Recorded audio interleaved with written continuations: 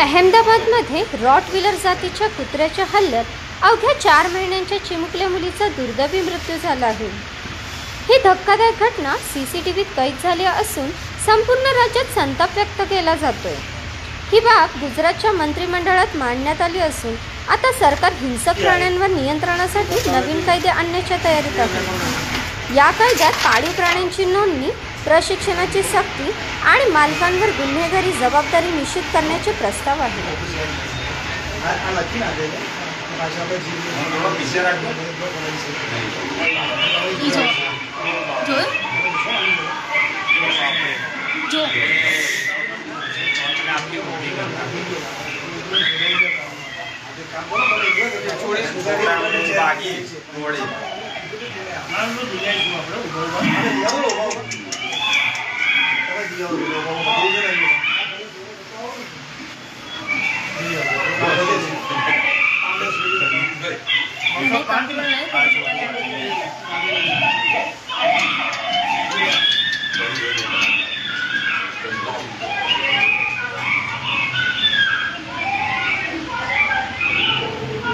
control segment होते भी जो તમે फोन में लागी जाती फोन में છે એક આતી એનો ફોન ચાલુ થઈ ગયો ફોન માં ચોટે જો ગતિ રહી ચૂકતા એને લોકો તમારે જો વધારી છે